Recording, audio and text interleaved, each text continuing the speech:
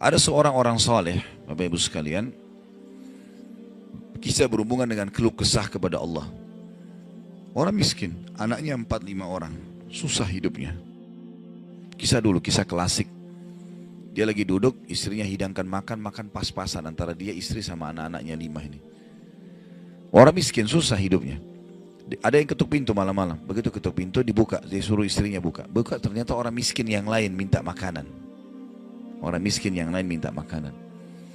Maka istrinya lihat ke suaminya, apa perintahnya nih? Suaminya bilang kasih aja. Semuanya dikasih, karena kalau dibagi dua nggak cukup. Orang miskin tuh bawa anaknya banyak, nggak cukup makanan. Lalu kemudian istrinya sama suaminya, suami istri orang beriman kepada Allah, tahu. Ya sudah, sabar.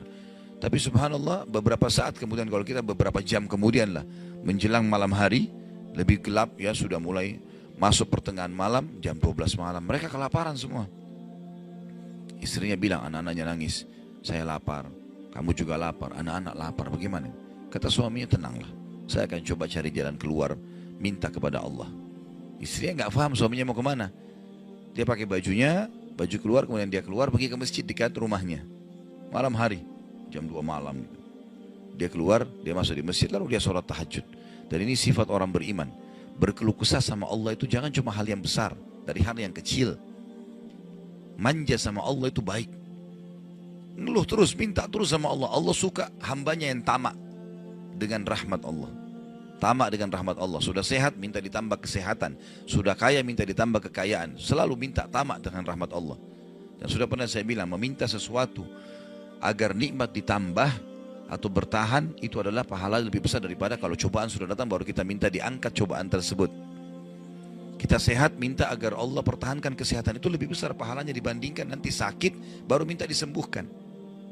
Jadi tamak dengan rahmat Allah itu penting. Kalau bahasa saya sebenarnya bermanja-manja sama Allah. Selalu ya Allah bantu, ya Allah tolong, ya Allah mudahkan, ya Allah terus hidupnya. Kalimatnya selalu begitu. Orang ini masuk ke dalam masjid, dia sholat malam lalu dia minta sama Allah, doanya begitu, ya Allah engkau tahu aku kelaparan dengan istriku dan anakku malam ini, maka berilah kami makan. Minta makan sama Allah ya. Maka yang terjadi dalam kisah ini dikatakan ada seorang raja, pemimpin wilayah itu, sudah 1 minggu mau taubat. Sudah seminggu mau taubat. Dia tidak tahu harus kemana. Pada malam itu, di mana orang soleh yang miskin ini sedang ibadah, minta tolong kepada Allah dikasih makan. Raja ini gelisah, dia keluar lalu dia bawa 1 kantong uang emasnya. Dia bawa juga sekantong makanan yang terbaik yang dia punya di istananya. Kemudian dia bilang, ya Allah sebagai bentuk taubatku kepadamu, saya akan berikan ini kepada hambamu yang engkau tunjuk ya. Lalu kemudian sebagai bentuk juga, saya tidak memilih kecuali engkau yang memilih Allah, saya tidak akan pegang tali kekangan kuda ini, saya biarkan dia jalan kemana. Akhirnya orang raja ini naik di atas kudanya, dia bawa itu kemudian jalan kudanya, kudanya mampir di masjid yang ada orang soleh itu. Dia bilang, saya tidak tahu kenapa kuda ini mampir di masjid, lalu saya turun, saya temukan dalam masjid, waktu zaman dulu gak ada lampu, gak ada penerangan, cuma dia dengar suara, gelap di masjid. Dia masuk, temukan ada orang ini lagi berkeluh kesah sama Allah, minta ya Allah saya sama istri saya kelaparan sama anak-anak, berilah kami makan gitu kan. Maka dia bilang, raja ini pun setelah orang itu berdoa sholat lalu dipanggil, dia bilang, saya seorang raja di sini, saya raja di sini, saya sadar bertobat kepada Allah dan saya dengar doamu, tadi kau minta makanan, maka ini saya kasih, ini harta saya yang saya niat sedekahkan dengan makanan, ambillah. Dan kalau kau punya masalah lagi, datang ke istana saya kapan saja. Kira-kira saya mau tanya Bapak Ibu sekalian, kita jujur menjawab. Kalau seandainya kita di posisi orang ini, kita sudah dapat solusi. Kalau kita sekarang mungkin ada orang kasih kartu nama, nih ya, butuh apa saja telepon saya. Misal presiden, tidak usah presiden, terlalu tinggi lah. Misal seseorang kita temui orang kaya, ada masalah apa saya telepon ke saya akan bantu. Saya yakin umumnya orang meninggalkan Allah pada saat itu. Sudah selesai, dia pikir orang ini sudah bantu, sudah selesai. Tiap hari telepon orang itu, telepon dikasih bantuan. Perhatikan orang soleh ini apa yang dia bilang. Waktu raja itu bilang, kalau ada keperluan apapun datang ke istana saya. Dia bilang, saya demi Allah tidak akan datang kepada anda kalau saya punya masalah. Tapi saya akan datang kepada Allah, Tuhan saya dan Tuhan anda, yang telah mengutus anda datang kepada saya malam ini membawa makanan. Justru kalau ada sudah solusi dari Allah, makin dekat sama Allah. Jangan sudah dikasih lupa ini. Ini poin penting bagaimana kita jaga berkeluh kesah kepada Allah. Jadi jangan berpikir Bapak Ibu sekalian, masa sih saya bisa sembuh hanya karena saya sujud? Masa sih saya bisa mendapatkan keturunan hanya karena saya sujud? Ini kesalahan ini. Justru harus kita fahami kalau itu bisa. Dan Allah punya cara. Setiap jawaban Allah kalau datang itu sesuai dengan sistem atau sunnatullah yang telah Allah ciptakan di alam kita ini. Misal saya berkeluh kesah, ya Allah sendal saya putus, gantikanlah. Sahabat begitu ya. Para sahabat Nabi itu kalau sendalnya putus, ya Allah sendal saya putus, gantikanlah. Allah nggak lemparin sendal dari langit. Nggak mungkin. Tapi apa yang terjadi? Allah gerakkan sesuai dengan sistem yang ada. Allah buat ada orang lain melihat kita kasihan dikasih sendal. Atau dia dapat duit dia bisa beli sendal. Jawabannya Allah begitu. Dalam bentuk sinyal datangnya. Jadi harus peka menangkap itu. Kemudian selanjutnya, tentu juga yang ini tadi contoh kisah orang yang berkeluh kesah kalau berhubungan dengan cobaan dari Allah ya.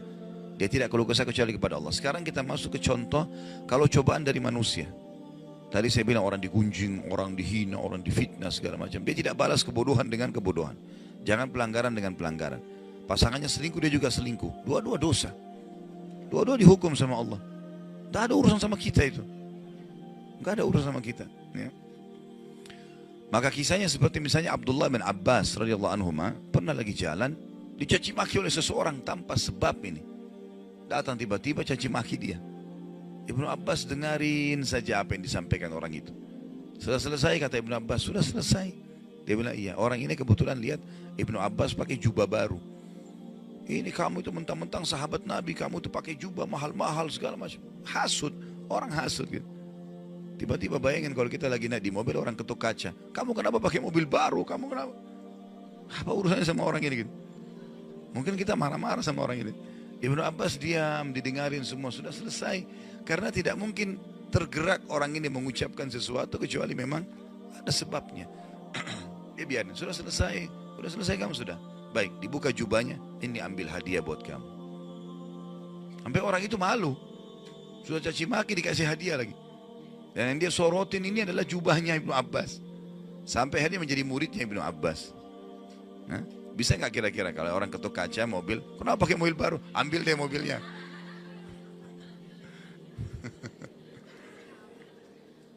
Baik, kisah yang lain, Ali bin Husain radhiyallahu anhu. Ini cucu Nabi SAW, anaknya Husain. Ya, radhiyallahu anhu ajma'in. Terkenal dengan Zainal Abidin, masyhur dengan kesalihannya. Dia pernah jalan dicaci maki oleh orang tanpa sebab ini. Mentang-mentang kau turunan Nabi, mentang-mentang kau begini, mentang-mentang kau begini, dicaci maki. Dia diam saja. Dia nggak bicara banyak. Didengarin. Orang-orang sekitarnya sudah marah nih.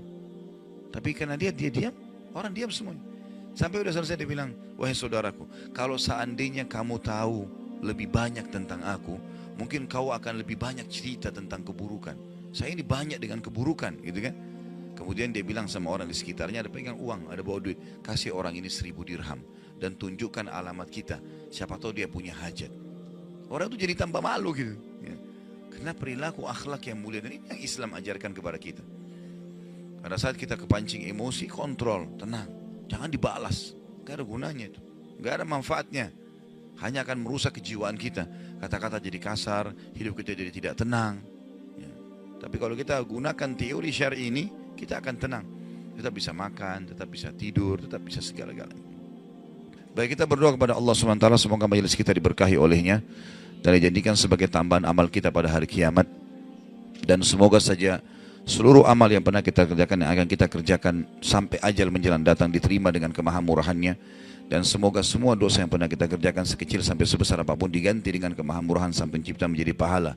Dan kita mendoakan Indonesia untuk selalu makmur, damai, tentram, dan seluruh muslimin bersatu di bawah bendera tauhid, la ilaha illallah Muhammad Rasulullah, kembali dalam segala ibadah mereka kepada Al-Quran dan Sunnah. Dan semoga Allah juga memberikan pemimpin-pemimpin yang muslim, yang adil, kembali kepada Al-Quran dan Sunnah.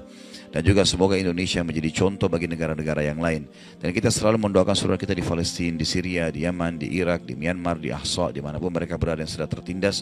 Semoga Allah ikhlaskan niat mereka, terima para syuhada kehendak mereka, mulakan Islam di tangan mereka dan tangan kita semua, dan semoga Allah partisipasikan kita bersama mereka di pahala baik dengan doa, dengan harta dan juga dengan jiwa kita, dan semoga Allah dengan kemahamurahannya menyatukan kita semua di surga firdausnya tanpa hisab, sebagaimana yang kita di majelis ilmu yang mulia ini.